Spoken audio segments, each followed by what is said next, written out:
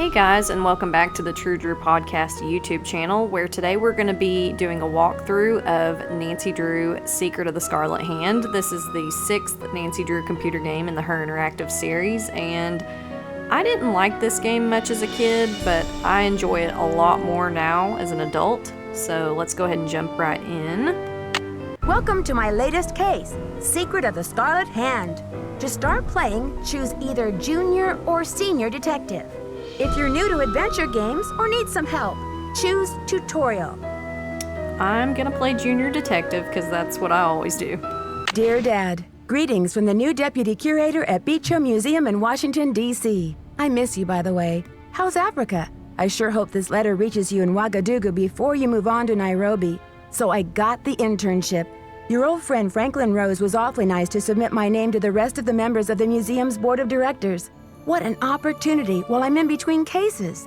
As you probably know, the museum specializes in ancient Maya culture. My supervisor is going to be Joanna Riggs, a well-known archaeologist.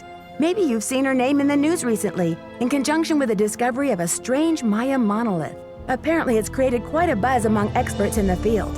Well, Beech Hill plans to feature the monolith in an upcoming exhibition. Just imagine, this artifact has been buried for hundreds of years, and now it's going to be unveiled to the public for the first time. The museum is short-staffed at the moment, and they're expecting such a huge turnout that they've closed their doors to prepare. I can hardly wait to dig into this exciting project and learn how archaeologists and historians solve the mysteries of ancient cultures. I'll keep you posted. Love, Nancy. Nancy Drew, I presume. I'm Joanna Riggs. Welcome to Beech Hill.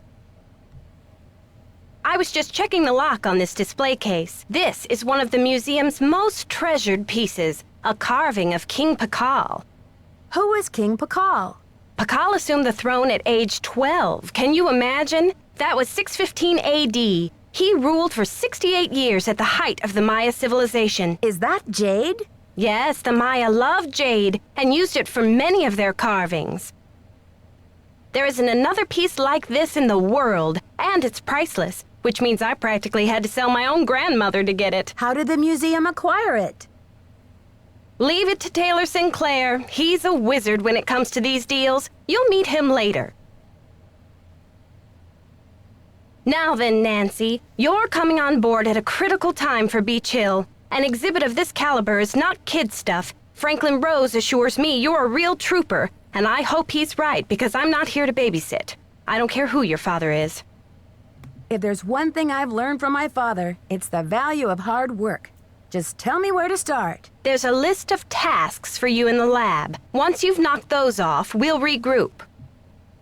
Before I dig in, can you tell me about the exhibit we're gearing up for? In addition to our permanent collection, we're borrowing rare pieces from museums and private collectors around the world. Soon we'll be sitting on the most fabulous collection of Maya artifacts ever assembled in one place.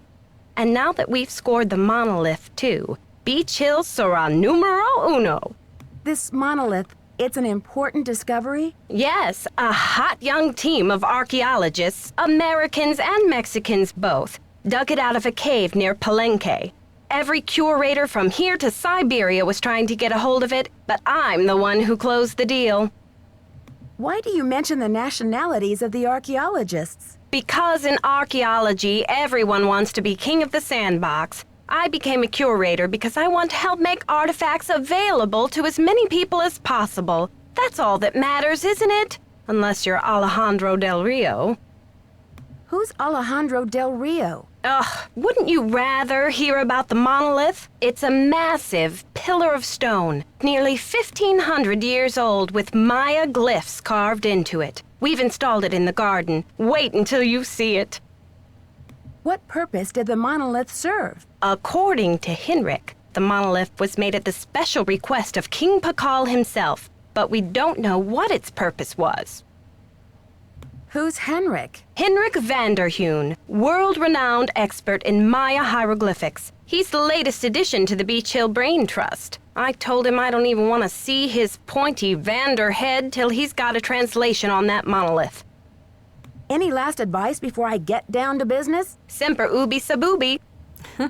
So, that advice from Joanna, Semper ubi sabubi, that's actually like Latin for always wear underwear. which is funny. Let's see. So let's look around her office. I always like to click everything and make sure Nancy sees everything before I leave a room or go somewhere else. Let's see. Can I turn this page here? Topeka Commission for the Arts. How cultured. And then, of course, you probably saw this, but Prudence Rutherford, she's like a character in Nancy Drew lore. We hear from her in The Phantom of Venice, which is one of my favorite games, and in a couple other games. Let's see. I don't think there's anything else we can look at in here right now. So we'll go ahead and go out here. Look around. And it's funny, if you look at these plaques next to the door, there's all these funny names like Hugh Honeyham, Marquise del Falcone. I wonder if he's related to Nick Falcone. And then there's Punchy LaRue, which is the voice actress who voiced Bess in some of the games, and then it becomes Nancy's stage name in Phantom of Venice. So there's a couple links between this game and Topeka Commission for the Arts. That's the organization Prudence Rutherford works for. There's a couple links between this game and Phantom of Venice, which is kind of cool. And then this right here, Indie Fan 123. I'm pretty sure that's the name of someone on the message boards from like back in the 2000s. It was really cool how HerInteractive would randomly just like do stuff like that. Oh, what's this? Huh, just some, you know, important paperwork laying on the floor here. We'll pick that up. And we'll go down here and look around the rest of the museum. I like this game because you kind of get to feel like a museum curator, and it's really cool. Oh, and this is my favorite song in the entire game. This track is called Exotic, and every time it plays, I want to dance to it, and I want it to be my ringtone on my phone.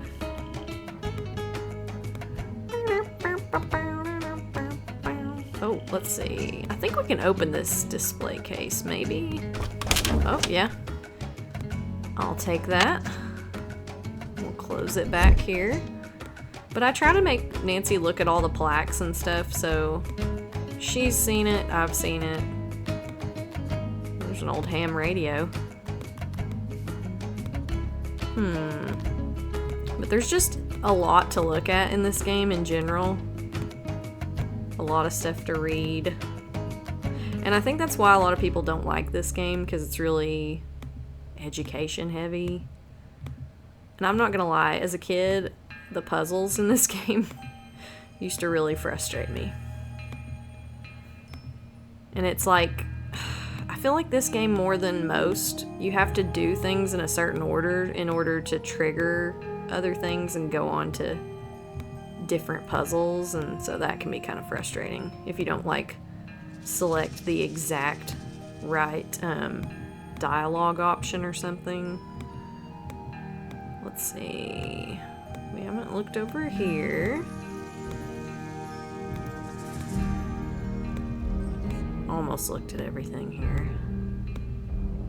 And this is actually where this little tile piece goes. Just one more tile. We're missing one. We'll have to find it. But yeah, you get to learn a lot about Mayan culture, which is really cool. Let's see. Look at that. It's a cool mask. And I think over here. And there's this huge temple. I mean, this thing's like 20, 30 feet tall. Got some computers, and we'll have to do some stuff on those later. Little green man. Oh, pottery shard. We'll take that. We'll go back down here. And we'll go see if we can meet Henrik Vanderheun. He should be over here somewhere. First, we'll look in here. Shipping and receiving. We're gonna do a puzzle in here at some point. Several puzzles. There's a lot of boxes. We'll have to figure out how to open that one later. Look around here. See, is this song not really catchy? It's really catchy. Let's look over here. Another locked box. Oop, thought I put it down. Oh, Sunny's stuff. There's a floppy disk. There's another pottery shard. Take that. Now we'll go see Henrik.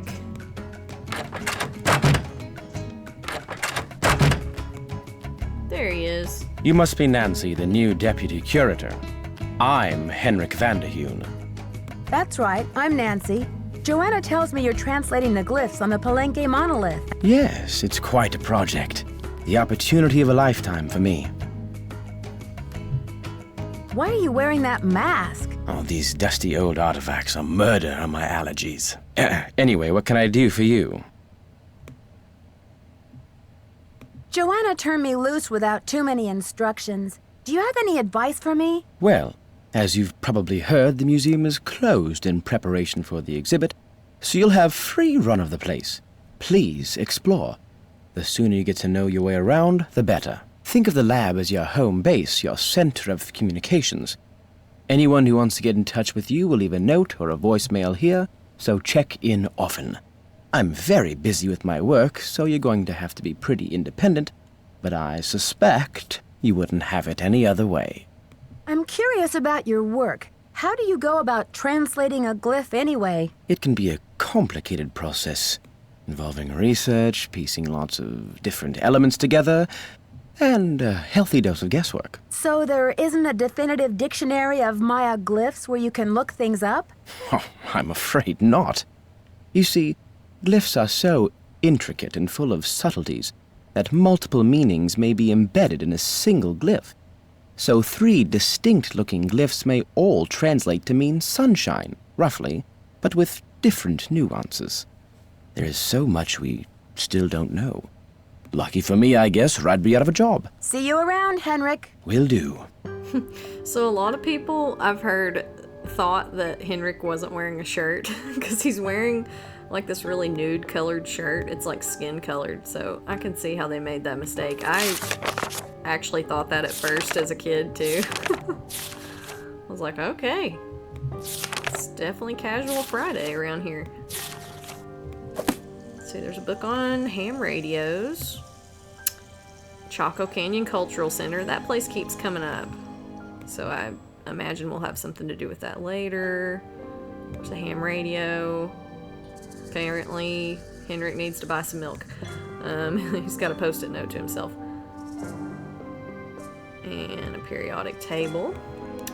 Well, let's look over here at Nancy's desk. Well, there's a knob. That will probably come in handy. And it's our first Coco Kringle sighting. It's the first time they appear in the series. And it's funny, I wonder if these were inspired by Kit Kat. You know? KK, Kit Kat, Coco Kringle. And there's Wickford, which is also an allusion to Treasure in the Royal Tower. Here's Sunny's notes. Some of these might come in handy. Some of them seem like the ramblings of a madman. Blah, blah, blah. Stop breaking my stuff. Sinclair, warning, never look directly at his tie. Map of everything. Sunny June gets around. This is the first time we encounter him in the game series, but he gets around. Let's see, so here's Nancy's task list. We gotta sort out some pottery and do a couple other things. So, I guess first we should call Franklin Rose. You have no voicemail. Press 9 for an outside. Because he's the one that kind of helped us get this internship.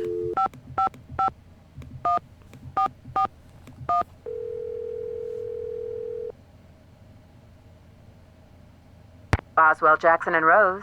May I speak to Franklin Rose, please? Who may I say is calling? This is Nancy Drew. Just a minute, please. Nancy, great to hear from you. How's the internship treating you? Are Joanna and Henrik showing you the ropes?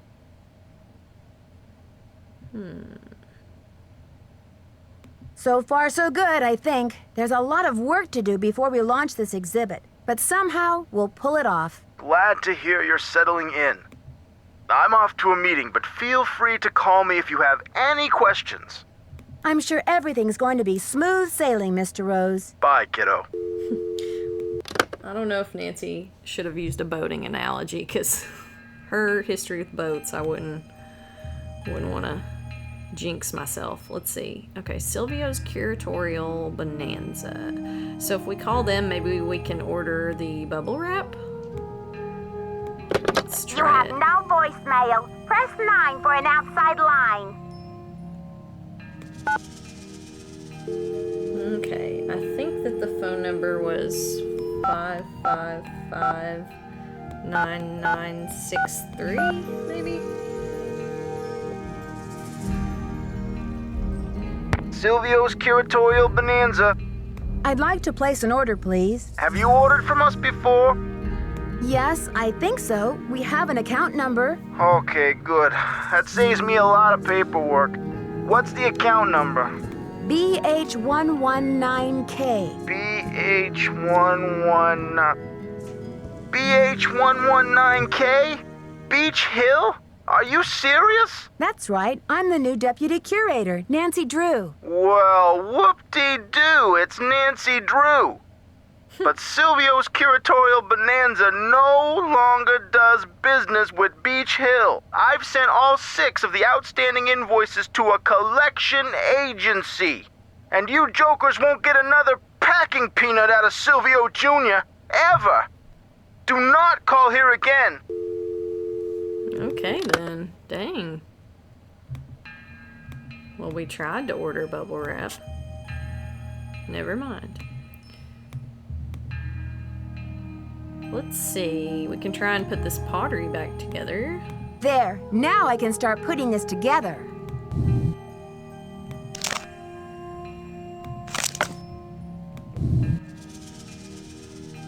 I think this one.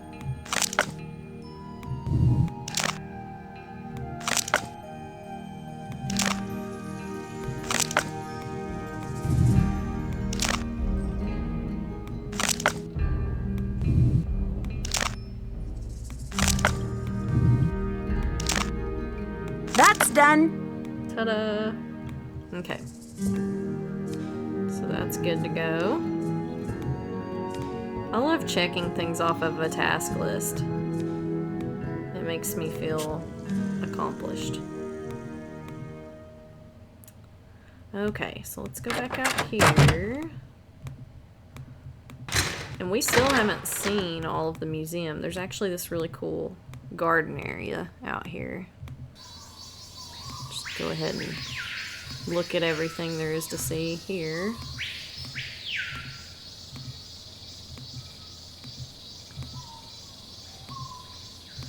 Oh, here's the other tile we're missing. Take that. And eventually we'll be able to like listen to some of these. We have to get headphones first, but we'll do that in a second.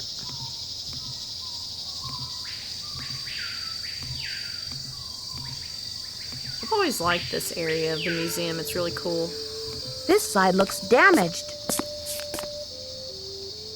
Nancy Drew, or should I say, Detective Drew. I'm Sinclair. Who told you I was a detective? I was at a meeting with the BOD recently, and I caught wind of your appointment and your credentials. Very impressive, if I do say so myself. Well, I'm not on a case right now, that's for sure. I'm the new deputy curator, remember? So, how's this for a specimen? Ever seen $1 million worth of rock before? Do diamonds count? Ouch. Well, they did say you were sharp. Seriously, though, thank goodness you're here. I'm afraid the museum may be in terrible jeopardy.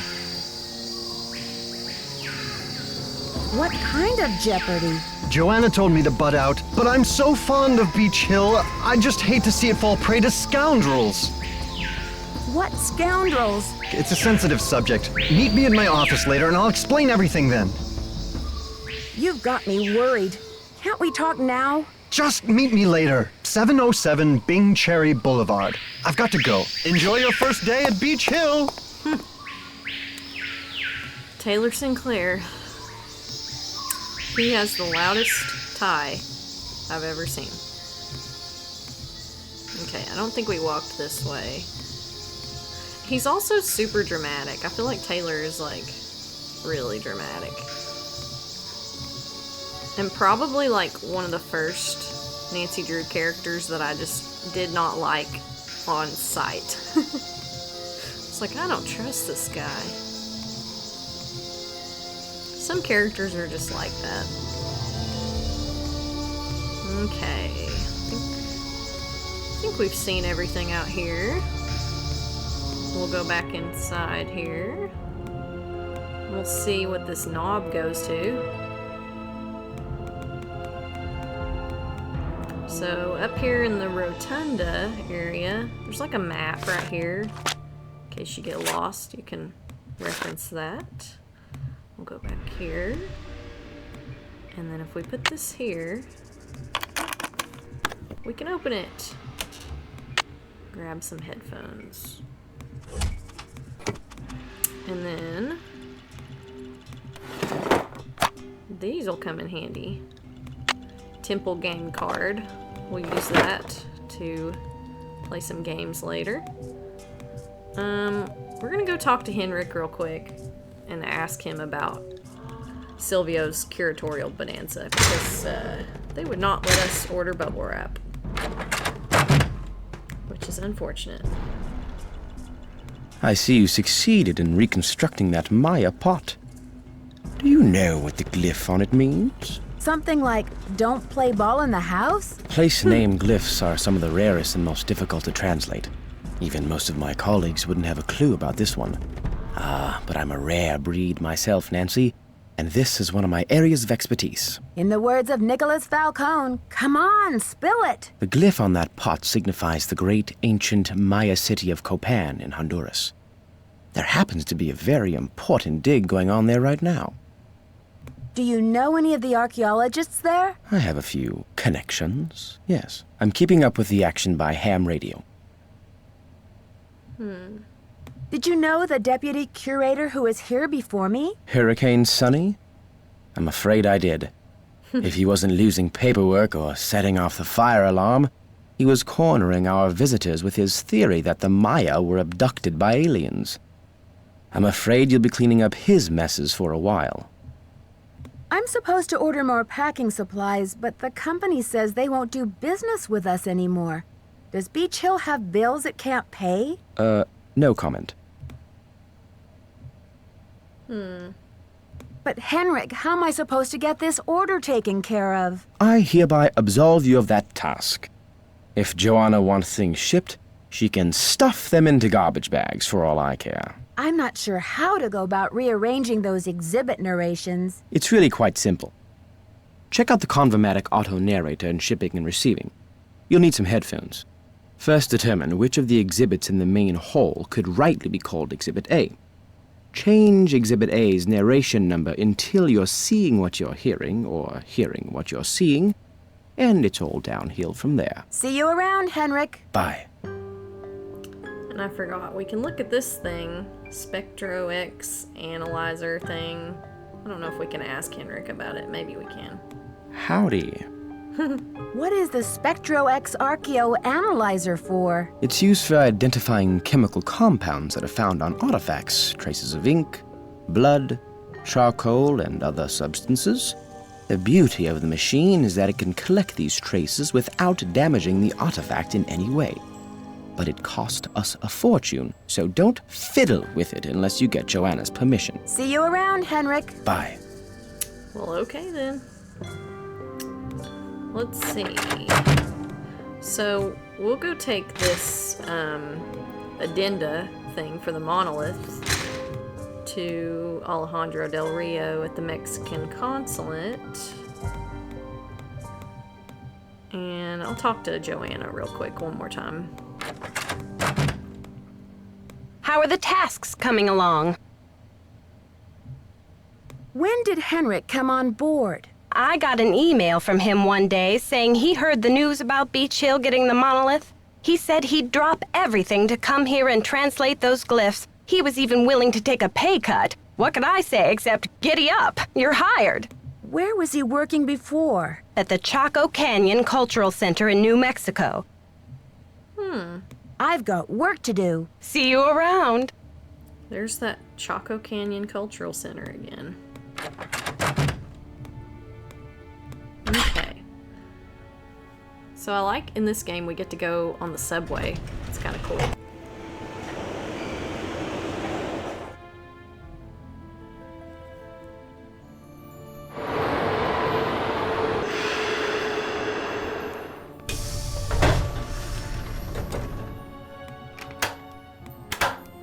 Look around in here. I think you can really just look at this thing about establishing legal provenance.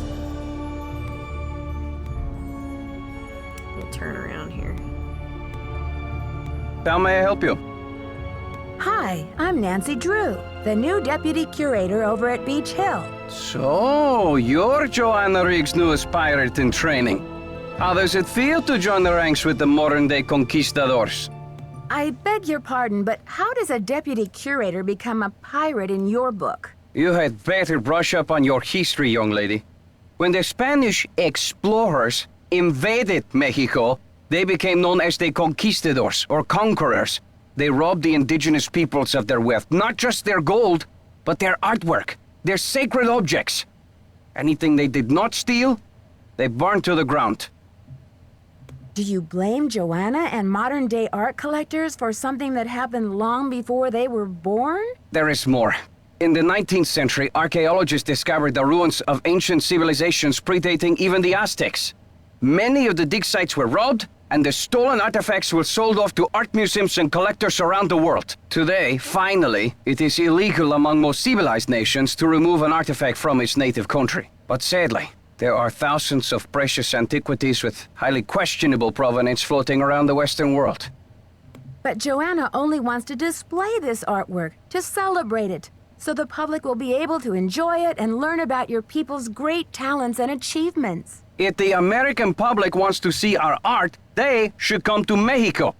What do you mean by questionable provenance? An artifact's provenance is the story of its origin and ownership.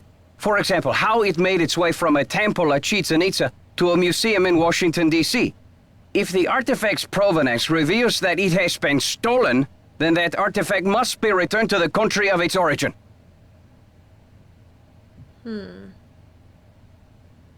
So the problem has been remedied, hasn't it? No, not at all. Provenance documents are often tampered with or forged to cover up the theft. Because of this, thefts continue and a great deal of art is moved on the black market, even today. Unethical art dealers and greedy museum curators do nothing to stop this. Are you suggesting Beech Hill is involved in these kinds of misdealings? If Joanna Riggs or that overstuffed pillowhead Sinclair had any decency, they would take measures to see that all Maya artifacts were returned to Mexico at once where they belong. And what if these measures are not taken? My country will have its due, Nancy, even if I have to begin reclaiming its artifacts with my own two hands. I admire your conviction, Alejandro. Lucky for me, the Palenque monolith is only here on loan from Mexico. I am still not happy that such a rare find will have its debut exhibition on American soil. But in my country, too, there are people for whom money talks. I will take those documents now. Thank you. I have some business with Joanna at the museum later, so I will return the contract to her then, after I have looked it over. Actually, Alejandro, I think I'm supposed to take them back to Joanna myself. You may consider your mission accomplished. Well, okay then. Goodbye. Interesting. Oh, and it's funny, even that picture, I don't know if that's supposed to be somewhere in Mexico. It almost looked like Venice to me at first. Let's see. Let's go see Taylor and see what he's so worked up about.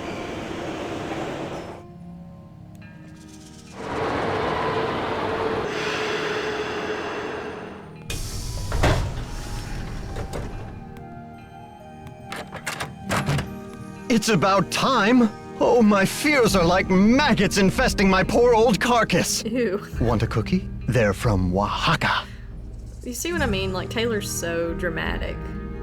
My poor old carcass. And of course, the cookies from Oaxaca. No, thank you. You said Beech Hill is in jeopardy. I need to know why. The art world is being ransacked, Nancy. Prudence Rutherford, a major patron of the arts, had her fire ruby necklace stolen from her villa in Topeka. 2 weeks later, a whole display case full of rare Maya artifacts was heisted from a museum in New Mexico.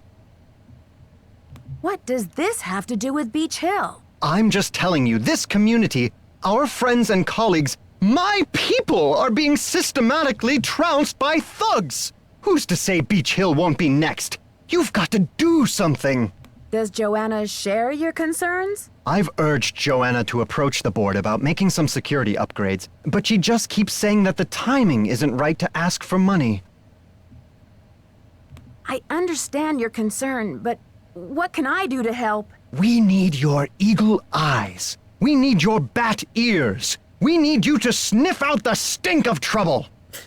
I'll do my best, but it sounds like what you really need is a new breed of police dog. Don't play modest mouse with me.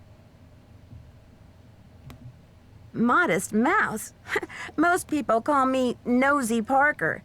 But anyway, tell me something about the art business. Is that a contemporary painting? You bet your socks it is. Would you believe I dug it up in my backyard? No, but I could humor you. I guess that would make the painting a genuine artifact? How about that rubber shark? The artist's name is Poppy Dada. She's a teenager in South Dakota. The art world is going bananas over her stuff. I'll unload that one for some serious dinero. Is Poppy Dada her real name? I don't know. Joanna says you performed an act of wizardry in helping Beech Hill acquire the Pakal carving. Getting those provenance docs together was a pig and a half. Oh, they're on the up and up, I assure you. But to have been at the height of my career back before the crackdown, those were the days. What crackdown? Maybe sometime I'll tell you a sad story I call How Mexico Lost Its Sense of Humor. Not today, though, Nancy. Alejandro says you're unethical, a modern-day conquistador, that you're robbing Mexico of its cultural history. And I say Alejandro is the real bully of the playground, a lunch money extortionist who loves nothing more than to see the other boys and girls go hungry. When you sell a piece of art, what kind of commission do you get? Standard, 10%. It's no king's ransom, unless of course you sell something for $1 million. Too bad I'm not allowed to put that monolith on the market, huh? I'd better get going. Thanks for stopping by.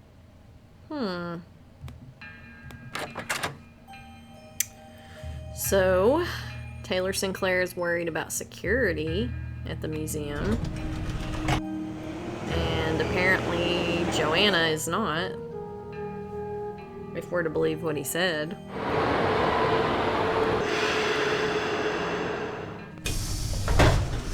You know, it's funny, I've been to DC and Good used thing Franklin gave me the museum key. the metro system, and this game helped me to figure out how to use it, like, because we don't have public transit much where I live, so I would like to credit Nancy Drew for helping me learn how to use the subway. Let's see, so I think now that we have headphones, we can, like, hear this stuff if we click on them. The date on this slab uses the Tzolk'in, or divine calendar, made up of 20 weeks each with a named day, and 13 weeks each with a numerical day. The two types of weeks progress independently of each other. So basically, one of our tasks we need to do is rearrange some of the audio. I'm not gonna go listen to every single one though, because that would take forever. So instead, we're gonna go in here. Okay, so this one I believe is right. Archaeologists work in some of the most remote areas of the world. Because the ham radio is towards the beginning of the museum. Let's see, that's 8. 14. Let's go over here. I think that one's right. E is, I think, 1. F is 6. Look over here. I think that one is right. 15, 3. Let's see. I think this one is supposed There, to be... that looks like it's in order. Ah, yay. Okay. Cool. We did that. We're done. So we can check that. Oh, gosh. Beech Hill's been hit. Sit tight, Nancy. The police are on their way. I know that it's coming, and it always scares the crap out of me. Ah. And it's kind of unpredictable, somewhat. I should talk to Joanna before I touch anything. Okay, Nancy. You never follow police procedure any other time, but we'll go talk to Joanna first. The Pakal carving was stolen. So we'll see what she has to say about it. Someone has cooked up my worst nightmare and served it to me on a plate. I'd like to have a look at the crime scene myself. Did the police turn up any clues? The police took some samples for the crime lab, but they couldn't promise any overnight results. So if you want to put your little magnifying glass up to the scene, it's fine with me. What were their initial findings? Who knows? Right now, my priority is to get a move on this insurance claim. Do you think Alejandro would go to extreme measures, like stealing, to reclaim Mexico's artifacts? Who knows? I've got work to do. Carpe diem. I love that Joanna's always just like, who knows? You're just supposed to be running this place, lady. But okay. So, I guess we can go take this.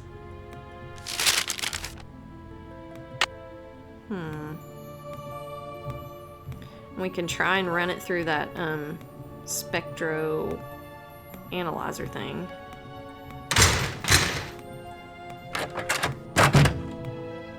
And Henrik's not here, which is odd. I shouldn't be messing around with this without permission. I guess we have to go ask for permission first.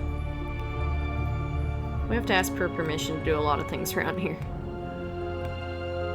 Nancy, something's come up and I'll be gone for a bit. Your mission in the meantime, run through the temple activities to verify that all questions can be answered based on info available.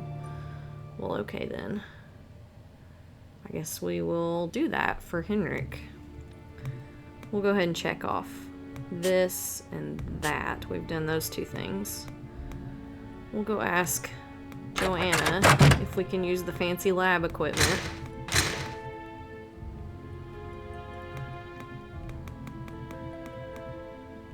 Okay. Need something? Have you seen Henrik? I found a piece of paper inside the Pakal display case. It had some glyphs on it and a print of a red hand. I'm hoping he can give me a translation. What am I, fish food? Henrik's not the only one around here who can read a glyph, you know. Sorry, Joanna. I thought I was supposed to go to Henrik with all my glyph questions. The police showed me the note. It said, "The magician suffers yellow death," whatever that means. Apparently, the thief just couldn't come up with the glyphs for "the curator suffers flaming purple disgrace." I'm curious about the red handprint the thief left. Does it have any significance in Maya culture? Afraid I can't help you there. What I want to know is what the hand was printed with. It's obviously not finger paint. Why don't you do a little analysis on it in the lab? I haven't seen Henrik since the theft. Where do you think he could be? Who knows? How did I know she was going to say that? Okay. Well, at least we have permission now, and we can go use this thing.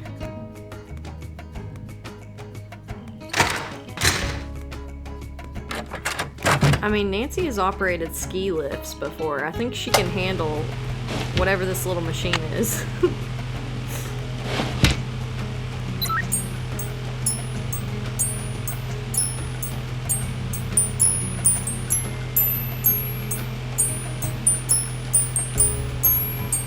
Okay, I've got a graph of the chemical used for the handprint. Now I've got to match it up with a known substance. So we just match this graph here. That's it!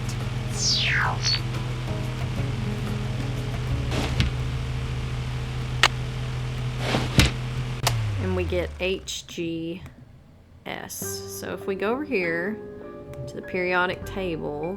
According to this chart, Hg stands for mercury. S stands for sulfur. So the handprint was made from mercury and sulfur. Mercury and sulfur. We'll go tell Joanna that in a second. But first, while I'm over here, I'm gonna go ahead and reorganize these Mayan numerals. Let's see, this one goes up here. This one goes there. Some of these, I took notes and drew pictures of these little guys' faces, and I did not do a great job. So hopefully I can figure out where these go. And luckily on Junior Detective, I feel like they kind of leave only a few things that you have to move around sometimes, so it helps a lot. Let's see, I think this guy goes up here. And then, let's see, I don't remember that one. And then put this one there. That looks right. Yay! Okay, we got that done. Woohoo! Now we can check that off our task list.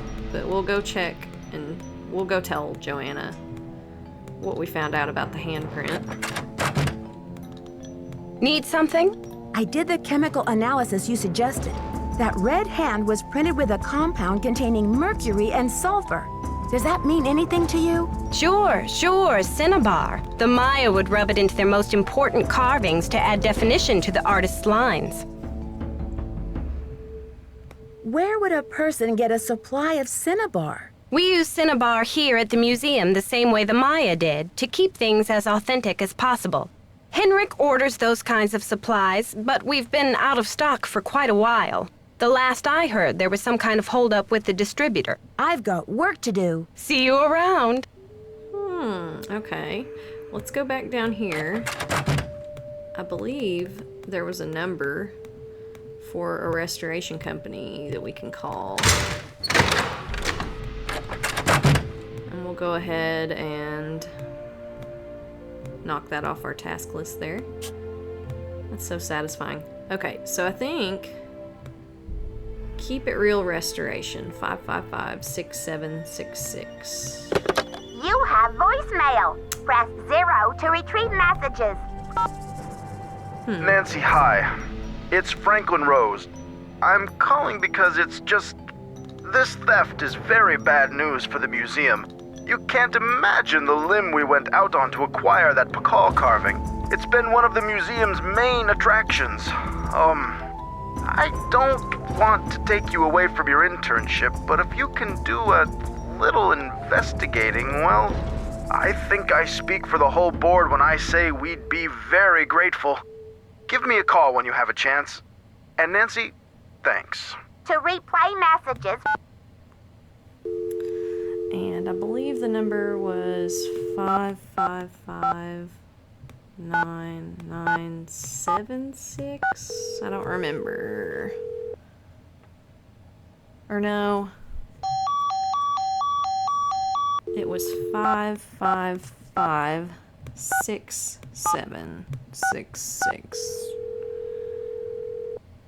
I miss having a number like thing up here. Keep it real. Like in the later Max speaking. games. Let's see.